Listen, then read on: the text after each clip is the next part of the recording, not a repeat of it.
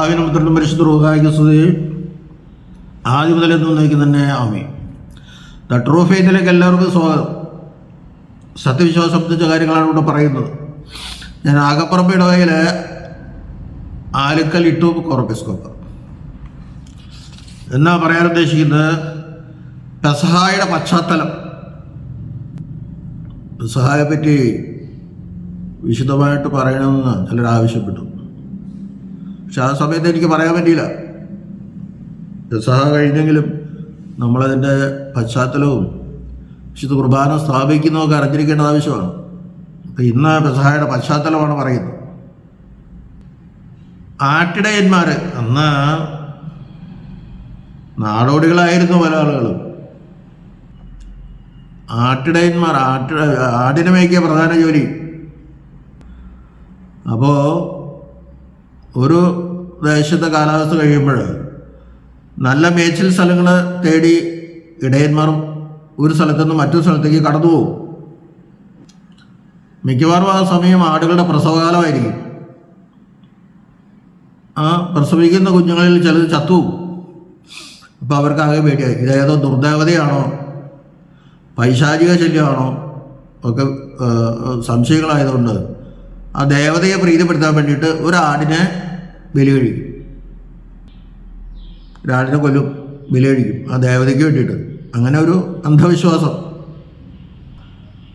അപ്പോൾ കടന്നുപോക്ക്, ഒരു സ്ഥലത്ത് നിന്ന് നല്ല മേച്ചിൽ സ്ഥലം തേടി കടന്നു പോകുന്ന ആ കടന്നുപോക്കിനെയും ഈ പെസഹ സൂചിപ്പിക്കുന്നുണ്ട്. അതിൻ്റെ ഒരു പശ്ചാത്തലമായിട്ട് പറയുന്നുണ്ട്. പിന്നെ നമ്മൾ പ്രധാനമായിട്ട് ഉദ്ദേശിക്കുന്നത്, ഇസ്രായേൽ ജനം ഈജിപ്തിൽ നിന്ന് കടന്ന് കനാൻ ദേശത്തിലേക്ക് പോയതിനെയാണ് സൂചിപ്പിക്കുന്നത്. 10 ബാധയൊക്കെ വരുത്തുകാരെ നമുക്കറിയാം. ഫറവോൻ എന്ത് ചെയ്ത ജനത്തെ വിട്ടയക്കില്ല. എന്നെ ആരാധിക്കാൻ വേണ്ടി എൻ്റെ ജനത്തെ വിട്ടയക്കാൻ പല പ്രാവശ്യം പറയുന്നുണ്ട്. അപ്പോൾ നമ്മെ സൃഷ്ടിച്ചത് എന്തിനാ? ദൈവത്തെ ആരാധിക്കാനാണ് ഒരു പ്രധാന കാര്യം. വേറെ കാര്യങ്ങളുണ്ട്. ഒരു പ്രധാന കാര്യം ദൈവത്തെ ആരാധിക്കണം. എന്നെ ആരാധിക്കാൻ വേണ്ടി എൻ്റെ ജനത്തെ വിട്ടയക്കണം. അന്യ ദൈവങ്ങളെ അവർ ആരാധിച്ചുകൊണ്ടിരിക്കട്ടെ, അത് പറ്റില്ല, അത് തെറ്റണം. ഞാനല്ലാതെ വേറെ ദൈവമില്ല. യഹോവ അങ്ങനെ കൽപ്പിച്ചത്. അവസാനം ആദ്യം സമ്മതിക്കും, പിന്നെ ഫറവോൻ പറ്റില്ല എന്ന് പറയും. അവസാനം കടിഞ്ഞൂൽ പുത്രന്മാരെല്ലാം സ്വീകരിച്ച് ഫറവോൻ്റെ മകൻ മരിച്ചുപോയി. അവനാകെ പേടിയായി. പെട്ടെന്ന് പുറപ്പെടാൻ തയ്യാറായിക്കൊള്ളാനായിട്ട് പ്രോത്സാഹിപ്പിച്ചു. കടന്നുപോക്ക് ഈജിപ്തിൽ നിന്ന് അല്ലെങ്കിൽ മിസ്രൈമിൽ നിന്ന് കനാൻ നാട്ടിലേക്കുള്ള കടന്നുപോക്കാണ് പെസഹ. അപ്പോൾ ആ രാത്രി സംഹാരദൂതൻ കടന്നു വരും. നിങ്ങളെന്ത് ചെയ്യണം? ഒരാടിനെ കൊന്ന്, പ്രായപൂർത്തിയായ ഒരാടിനെ കൊന്ന്, അല്ലെങ്കിൽ 1 വയസ്സുള്ള ഒരാടിനെ കൊന്ന് അതിൻ്റെ രക്തം കട്ടിലപ്പടിമേലും കുർബടിമേലും പുരട്ടണം. ഈ സംഹാരദൂതൻ അതിൽ കടന്നു വരുമ്പോൾ വാതിലിൽ നോക്കും. രക്തം പുരണ്ടിട്ടുണ്ടെങ്കിൽ അവനവിടെ ആരെയും കൊല്ലില്ല, അവൻ കടന്നു പോകും. അതാണ് കടന്നുപോക്ക്. ഒരർത്ഥത്തിൽ അതൊരു കടന്നുപോക്കാണ്. ഈജിപ്തിൽ നിന്നുള്ളതൊരു കടന്നുപോക്കാണ്. അങ്ങനെ അവിടെ ഈ രക്തം കണ്ട വീടുകളിലൊന്നും കടിഞ്ഞൂൽ പുത്രൻ ആണ് ആദ്യത്തെ പുത്രൻ മരിക്കും. കടിഞ്ഞൂൽ പുത്രന്മാർ മരിച്ചില്ല. അതുകൊണ്ട് വേഗം റെഡിയാക്കിയോ എന്ന് പറഞ്ഞു. പുളിപ്പില്ലാത്ത അപ്പം പുളിക്കാൻ നേരമില്ല. പുളിപ്പുള്ള അപ്പം അവർ ഉപയോഗിച്ചുകൊണ്ടിരുന്നത്. പുളിപ്പില്ലാത്ത അപ്പം ഉണ്ടാക്കി, പുളിക്കാൻ നേരമില്ല. അത് പുളിപ്പ് മാറ്റി വയ്ക്കാനും നേരമില്ല. ആദ്യ കതിർമണിയുടെ ആ ധാന്യ കതിർമണി ഊരിയെടുത്ത് അതിനകത്ത് മറ്റൊന്നും ചേർക്കാതെ, പഴയതൊന്നും ചേർക്കാതെ ആ പുതിയ കതിർമണികൾ പൊടിച്ച് അപ്പമുണ്ടാക്കി ദൈവത്തിന് കാണിക്ക വയ്ക്കുന്നതാണ് പഴയ നിയമ പെസഹായുടെ സൂചന. അത് അവരുണ്ടാക്കുന്നത് ആദ്യം നെൽക്കതിര് അടർത്തിയെടുത്ത് പഴയതൊന്നും ചേർക്കാതെ അത് പൊടിച്ച് അതിൽ നിന്ന് പരന്ന വൃത്താകൃതിയിലുള്ള അപ്പം ഉണ്ടാകും. പുളിപ്പില്ലാത്ത അപ്പം. അതൊക്കെ പിടിയിൽ നിന്ന് കഴിച്ചു. പുളിക്കാൻ നേരമില്ല. ആ അപ്പമാണ് അവരുണ്ടാക്കിക്കൊണ്ടിരുന്നത്. വിശദമായ കാര്യങ്ങൾ പിന്നാലെ പറഞ്ഞോളാം, അടുത്ത ക്ലാസ്സിൽ പറഞ്ഞോളാം. അപ്പോൾ സംഹാരദൂതൻ കടന്ന് വരുമ്പോൾ ഈ രക്തം കാണണം, അവർ രക്ഷപ്പെടും. നമ്മൾ വിശുദ്ധ കുർബാനയ്ക്ക് അങ്ങനെയുണ്ടോ, പുളിപ്പുള്ള അപ്പമാണ് ഉപയോഗിക്കുന്നത്, ആ പുളിപ്പ് മാറ്റിവെക്കും. ഇത് പുളിപ്പില്ലാത്ത അപ്പത്തിൻ്റെ പെരുന്നാൾ യഹൂദന്മാരുടെ പെരുന്നാളാണ്. നമ്മുടെ പെരുന്നാൾ പുളിപ്പുള്ള അപ്പം കൊണ്ടാണ്. അത് പിന്നാലെ പറഞ്ഞോളാം. ആദ്യത്തെ പെസഹ അതാണ്, പുളിപ്പിക്കാൻ നേരമില്ല. 7 ദിവസത്തേക്ക് പെരുന്നാൾ ആചരിക്കണം എന്ന് പറഞ്ഞിരിക്കണേ. ആ കാര്യങ്ങൾ വിശദമായിട്ട് പിന്നെ പറഞ്ഞോളാം. പിന്നെ അവരവിടെ നിന്ന് കടന്നു പോന്നു. കടന്നുപോക്ക് ചെങ്കടൽ കടന്നു. ചെങ്കടൽ കടന്നതിനും കടന്നുപോക്ക് എന്ന് പറയുന്നത്. അപ്പോൾ 3 കടന്നുപോക്ക് ഇപ്പോൾ കണ്ട. ഒന്ന് ആട്ടിടയന്മാരുടെ കടന്നുപോക്ക്, 2 ഇസ്രായേൽ ജനത്തിൻ്റെ കടന്നുപോക്ക്. ആ ഇസ്രായേൽ ജനം തന്നെ ചെങ്കടൽ കടന്നു പോകാൻ അത്ര എളുപ്പമല്ല. മോശം അടി കിട്ടി വെള്ളം 2 ദിവസത്തേക്ക് മാറിയുന്നില്ലേ, ഉണങ്ങിയ നിലത്തൂടെയല്ല ജനം കടന്നത്. അപ്പോഴേക്കും ഇസ്രായേൽക്കാർ വന്നു, ഫറവനും കൂട്ടർ വന്നു, അവർ ആ വെള്ളത്തിൽ മുങ്ങിപ്പോയി, അവരുടെ ആളുകൾ പോയി. അപ്പോൾ 3 കടന്നുപോക്ക്, ആ 3 കടന്നുപോക്ക് കൂടിയിട്ടാണ് പെസഹയുടെ പശ്ചാത്തലം വരുന്നതെന്നാണ് പറഞ്ഞു വരുന്നത്. കർത്താവ് ഈ പഴയ നിയമ പെസഹയാണ് ആദ്യം ആചരിച്ചത്. അപ്പോൾ ദൈവം കൽപ്പിച്ചിട്ടുണ്ട് ഇത് എല്ലാ കൊല്ലം നിങ്ങൾ ആചരിക്കണമെന്ന്. ഉൽപ്പത്തി 12-ാം അധ്യായത്തിൽ അത് വിശദമായിട്ട് പറയും. പുറപ്പാട് 12-ാം അധ്യായത്തിൽ അത് വിശദമായിട്ട് പറഞ്ഞിട്ടുണ്ട്. പഴയ നിയമ പെസഹ. ഈ പെസഹ നിങ്ങളോട് ഭക്ഷിക്കുവാൻ ഞാൻ വാഞ്ചയോടെ വാഞ്ചിച്ചു. അത്രമാത്രം ആഗ്രഹമായിരുന്നു ഇത്. കാരണം ഇതെൻ്റെ അവസാനത്തെ അത്താഴമാണ്. അത് ശിഷ്യന്മാർക്ക് മനസ്സിലായില്ല. പിതാവിൻ്റെ അടുക്കിലേക്ക് മടങ്ങി പോകാനുള്ള സമയമായി. നിങ്ങളോട് കൂടെ ഇരുന്ന ഈ പെസഹ ഭക്ഷിക്കാൻ ഞാൻ അത്യധികമായി ആഗ്രഹിച്ചു. അതാണ് വാഞ്ചയോടെ വാഞ്ചിച്ചു. ശിഷ്യന്മാർക്ക് മനസ്സിലായില്ലെങ്കിലും കർത്താവ് ആ അർത്ഥത്തിലാണ് അത് പറഞ്ഞത്. അപ്പോൾ ആ കർത്താവിന് ശിഷ്യന്മാരോടുള്ള സ്നേഹബന്ധം എന്തുമാത്രം ഉണ്ടായിരുന്നു. ഒരുത്തൻ തള്ളി പറയാനിരിക്കുന്നവനാണ്, ഒരുത്തൻ എന്നെ ഒറ്റിക്കൊടുക്കാനിരിക്കുന്നവനാണ്. അവനെയൊക്കെ സ്നേഹിക്കുക കർത്താവ് ചെയ്തത്. അപ്പോൾ ആ കാര്യം നമ്മൾ പ്രത്യേകം ശ്രദ്ധിക്കണം. കർത്താവ് കാല് കഴുകുന്നുണ്ട്. അത് പറയുന്നത് പഴയ നിയമ പെസഹ മർക്കോസിൻ്റെ മാളികയുടെ താഴെ വെച്ച് ഭക്ഷിച്ചു, അല്ലെങ്കിൽ ഗ്രൗണ്ട് ഫ്ലോറിൽ വെച്ച് ഭക്ഷിച്ചു.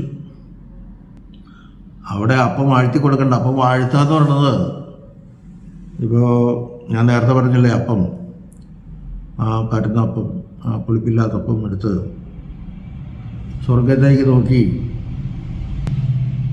പിതാവേ നീ ഭൂമിയിൽ അപ്പം തന്നതിനാൽ നിന്നെ ഞങ്ങൾ സ്തുതിക്കുന്നു. യഹൂദന്മാർ പറയും. ഓരോ ഭക്ഷണത്തിനും അവർ പറയും. അപ്പവും വീഞ്ഞൊക്കെയാണ് അവരുടെ പ്രധാന ഭക്ഷണം, നമുക്കറിയാം. അപ്പം എടുത്ത് ഇങ്ങനെ സ്വർഗത്തേക്ക് നോക്കിയിട്ട് അവർ പറയും, പിതാവേ നീ ഞങ്ങൾക്ക് അപ്പം തന്നതിനാൽ നിന്നെ ഞങ്ങൾ സ്തുതിക്കുന്നു. അത്ര പറയുള്ളൂ. പിതാവ് മാത്രം അവർക്കുള്ളൂ, പുത്രനും പരിശുദ്ധരുമായൊന്നും അവർക്കില്ല.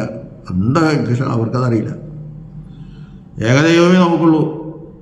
അതാണ് യഹോവ സാക്ഷികൾ പറഞ്ഞത്, ഏകദൈവമേ നമുക്കുള്ളൂ. അതിൻ്റെ വിശദാരങ്ങളിലേക്ക് അവർ ഉൾപ്പെട്ടെ. അതുകൊട്ടെ അപ്പോൾ അതാണ് വാഴ്ത്തി എന്ന് പറയുന്നത്. അതിൻ്റെ മറ്റ് കുർബാനയുടെ വാഴ്ത്തൽ വേറെയാണ്, ആ വാഴ്ത്തലൂടെ നടന്നല്ല. അതുപോലെ തന്നെ വീഞ്ഞിൽ അല്പം വെള്ളം ചേർക്കും. വെള്ളം ചേർത്തിട്ട് അതും നീ ഞങ്ങൾക്ക് വീഞ്ഞ് പ്രകൃതിയിൽ നിന്ന് തന്നതിനാൽ നിന്നെ ഞങ്ങൾ സ്തുതിക്കുന്നു എന്നങ്ങനെ 2 പ്രാർത്ഥനയുണ്ട്. അതാണ് ഭക്ഷണത്തിന് മുമ്പുള്ള പ്രാർത്ഥന. ആ പ്രാർത്ഥനയുടെ രൂപത്തിൽ നിന്നാണ് നമ്മൾ ഭക്ഷണത്തിന് മുമ്പുള്ള പ്രാർത്ഥന നമ്മൾ ക്രമീകരിച്ചത്. അപ്പം നമ്മുടെ ഭക്ഷണത്തിന് മുമ്പുള്ള പ്രാർത്ഥനയും അവസാന പ്രാർത്ഥനയും ഈ യഹൂദൻ്റെ പ്രാർത്ഥനയിൽ നിന്ന് ഉരുത്തിരിഞ്ഞതാണെന്ന് അർത്ഥം. യാമപ്രാർത്ഥനകൾ ഇപ്പോഴും നമ്മൾ ചൊല്ലുന്നുണ്ട്, പല സഭകളും ചൊല്ലുന്നില്ലത്. ഒക്കെ വളരെ അർത്ഥവത്താണ്. നമ്മുടെ പിതാക്കന്മാർ ക്രമീകരിച്ചിരിക്കുന്ന ആ പഴയ നിയമം അല്ലെങ്കിൽ പുതിയ നിയമമുണ്ടോ? പഴയ നിയമം നിഴലാണെങ്കിൽ പുതിയ നിയമം പൊരുളാണ്. പഴയ നിയമത്തിൽ നിന്ന് ഉത്ഭൂതമാകുന്നതാണ് പുതിയ നിയമത്തിലേക്ക് വരുന്നത്. ചിലർ പറയും യേശുവാണ് പുതിയ നിയമം, യേശു പഴയ നിയമത്തിലുണ്ടായിരുന്നില്ല. അത് പിന്നെ അവർ പറയുന്നത്, അത് ഞാൻ പിന്നെ വേറെ ക്ലാസ്സിലെടുത്തോളാം. അങ്ങനെ ചില പാസ്റ്റർമാരൊക്കെ പഠിപ്പിച്ചുകൊണ്ടിപ്പോൾ നടക്കുന്നുണ്ട്.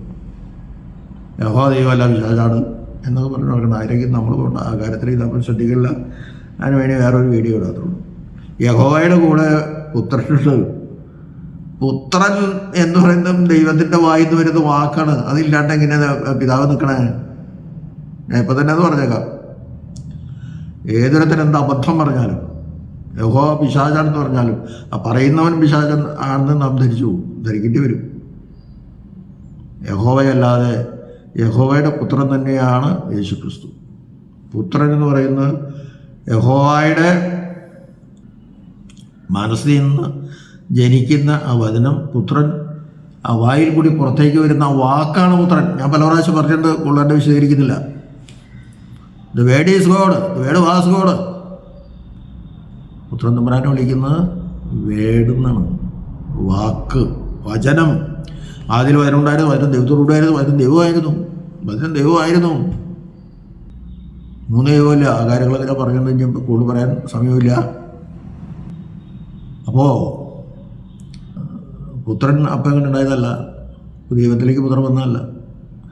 എൻ്റെ പിതാവ് സൽഗുണപൂർണ്ണനാണെന്ന് പറഞ്ഞിട്ടുണ്ടെങ്കിൽ അത് യഹോവയെ പറ്റി തന്നെയാണ്. യഹോവ കൊന്നിട്ടുണ്ടെന്നേ തുടക്കത്തിൽ തന്നെ യഹോവ പറയില്ല, ഈ പഴം തിന്നാൻ നീ മരിക്കും, ഒരു സംശയമില്ല. പഴം തിന്നാതിരിക്കണം, നിനക്ക് സ്വാതന്ത്ര്യം തന്നുണ്ട്, അത് ദുർവിനിയോഗം ചെയ്യരുത്. ശിക്ഷ പഴയ ജീവിതത്തിൽ കഠിനമായിട്ടുണ്ട്. കൊല്ലരുതെന്ന് പഠിപ്പിച്ച കർത്താവ് കൊന്നിട്ടുണ്ട്. കൊല്ലരുത് ആരോട് പറയുന്നത്? നിങ്ങൾ തമ്മിൽ കൊല്ലരുതെന്ന് പറയണേ. ദൈവത്തിൻ്റെ കൊല്ലാധികാരമുണ്ട്. ദൈവത്തിൻ്റെ അവകാശം എടുക്കാനായിട്ട് ഒരു പാസ്റ്റർക്ക് അധികാരമില്ല. ദൈവത്തിൻ്റെ അവകാശം അവിടെ കൊല്ലരുതെന്ന് പറഞ്ഞു. അധ്യാപകൻ നിങ്ങൾ മദ്യപിക്കരുതെന്ന് പറഞ്ഞിട്ട് അധ്യാപകൻ മദ്യപിക്കുന്ന പോലെ അല്ലാതെ അത് മനസ്സിലാക്കാനുള്ള കഴിവ് ഈ പറയുന്ന ആൾക്കില്ല. പിന്നെ ഇതിന് നമ്മൾ മനസ്സിലാക്കണം. അപ്പം യേശുവിൽ കൂടിയാണ് പ്രവാചകന്മാർ മുഖത്തിലൊക്കെ സംസാരിച്ചത്. പിതാവ് പുത്രനിൽ കൂടി സംസാരിച്ചു. പിതാവ് ചെയ്യുന്നതല്ലാതെ പുത്രൻ്റെ ഒന്നും ചെയ്യാൻ പറ്റില്ല. പിതാവും പുത്രനും പരിശുദ്ധ റൂഹായി എപ്പോഴും കൂടെയുണ്ട്. പിതാവിൻ്റെ കൂടെ പുത്രനും പരിശുദ്ധ റൂഹായുണ്ട്. വിശുദ്ധ തൃത്വത്തിൻ്റെ അടിസ്ഥാന കാരണം അത് തന്നെയാണ്. പല ചോദ്യങ്ങൾ തൃത്വത്തിൻ്റെ ക്ലബ് ഹൗസിൽ ചോദിക്കുമ്പോൾ ഇദ്ദേഹത്തിന് മറുപടി പറയാൻ പറ്റില്ല. തോന്നിയതെ കുറിച്ച് പറയും. അതൊന്നും കാര്യമില്ല. എന്തുകൊണ്ട് ഇന്നലെ ക്ലബ് ഹൗസിൽ ഒരുത്തിൻ്റെ ഒരു ചോദ്യം ചോദിച്ചാൽ കേട്ടേ, പിതാവ് പുത്രനും പരിശുദ്ധ റൂഹായിൽ ഞാൻ വിശ്വസിക്കുന്നുണ്ട്, അത് ശരിയാണ്, താങ്കളങ്ങനെ വിശ്വസിക്കുന്നു പോവുക. അപ്പോൾ മറ്റോ ചോദിച്ചു, പിതാവിനും പുത്രനും പരിശുദ്ധ റൂഹായ്ക്കും 3 ആത്മാക്കളാണോ? അതിന് മറുപടി പറയാതെ വേറെ വഴിക്ക് പോകണം. അദ്ദേഹത്തിന് അറിയില്ല അത് പറയാൻ. ഒരുപാട് തെറ്റുകാര്യങ്ങൾ ഈ ക്ലബ് ഹൗസിലിരിക്കുന്നവരെ പഠിപ്പിക്കുകയാണ്. തൃത്വത്തെ പറ്റി അറിയാൻ പാടില്ല, ഇത് വിശദീകരിക്കാൻ പോകരുത്. പിതാവിന് ജനിച്ചവനാണ് പുത്രൻ. അതുകൊണ്ട് പിതാവിൻ്റെ ആത്മാവ് പുത്രന് കിട്ടിയിട്ടുണ്ട്. പിതാവിൻ്റെ എല്ലാ ക്വാളിറ്റീസും പുത്രന് കിട്ടിയിട്ടുണ്ട്. പരിശുദ്ധ റൂഹ പിതാവിൽ നിന്ന് പുറപ്പെടുന്നതാണ്. അപ്പോൾ പിതാവിൻ്റെ എല്ലാ ക്വാളിറ്റീസും ഈ പരിശുദ്ധ റൂഹയ്ക്കുണ്ട്. പിതാവിൻ്റെ ക്വാളിറ്റിയുടെ ഒരു ഭാഗമല്ല പൂർണ്ണമായിട്ടും. അതെങ്ങനെ കിട്ടണമെന്ന് വെച്ചാൽ അതാണ് തൃത്വത്തിൻ്റെ രഹസ്യം. 3 ദൈവമല്ല, ഒരു ദൈവമുള്ളൂ. വേറെ ദൈവത്തിൽ നിന്നല്ല പുത്രൻ ജനിച്ചത്, വേറെ ദൈവത്തിൽ നിന്നല്ല പരിശുദ്ധ റൂഹ പുറപ്പെട്ടത്. ഇത് മനസ്സിലാക്കണം. അല്ലാതെ യഹോവ ദൈവമല്ല എന്നൊക്കെ പറയുന്നവർ, നരകമില്ല എന്നൊക്കെ പറയുന്ന ആളുകളോട് നമ്മൾ കൂടി ചേരരുത്. എൻ്റെ കാര്യങ്ങളൊക്കെ ഞാനിപ്പോൾ അവിടെ പറഞ്ഞു പോയെന്ന് മാത്രമേ ഉള്ളൂ. അപ്പോൾ ഞാൻ ഇന്നത്തെ ക്ലാസ് അവസാനിപ്പിക്കുകയാണ്. താഴെ മർക്കോസിൻ്റെ മാളികയുടെ താഴെ ഇരുന്ന്, ഗ്രൗണ്ട് ഫ്ലോറിലിരുന്ന് പഴയ നിയമ പെസഹ പൂർത്തിയാക്കി. അതാണ് അത്താഴ വിരുന്ന്. അത്താഴ വിരുന്നല്ല വിശുദ്ധ കുർബാന, അത് പഴയ നിയമ പെസഹയാണ്. പുളിപ്പുള്ള അപ്പം ഉപയോഗിച്ചാണ് പുതിയ നിയമ പെസഹ സ്ഥാപിച്ചത്. അത് മർക്കോസിൻ്റെ മേൽമാളികയിൽ കയറി ശിഷ്യന്മാരുടെ കാലുകളൊക്കെ കഴുകി. അത് അടുത്ത ക്ലാസ്സിൽ പറയും. ചിലപ്പോൾ 2-3 ക്ലാസ്സുകളോടൊക്കെ വേണ്ടി വരും. അത് ശ്രദ്ധിക്കുക. ഇപ്പോഴും പുളിപ്പില്ലാത്ത അപ്പം ഉപയോഗിച്ച് കുർബാന ചെല്ലുന്ന ആൾ പഴയ നിയമ പെസഹയാണ് നടത്തുന്നത്. പുതിയ നിയമ പെസഹ വിശുദ്ധ കുർബാന അല്ല. ചില സഭകളിൽ പുളിപ്പുള്ളത് ഉപയോഗിക്കുകയോ പുളിപ്പില്ലാത്ത ഉപയോഗിക്കുകയോ ചെയ്യാം. അപ്പം അങ്ങനെ പോകണമല്ലെന്ന് അർത്ഥമുള്ളത്. അങ്ങനെയാവാം, ഇങ്ങനെയാവാം. അപ്പോൾ പെസഹായുടെ പശ്ചാത്തലം ഞാനെന്ന് പറഞ്ഞു. ബാക്കി കാര്യങ്ങൾ അടുത്ത ക്ലാസ്സിൽ പറയാം. ദൈവം എല്ലാവരെയും അനുഗ്രഹിക്കും.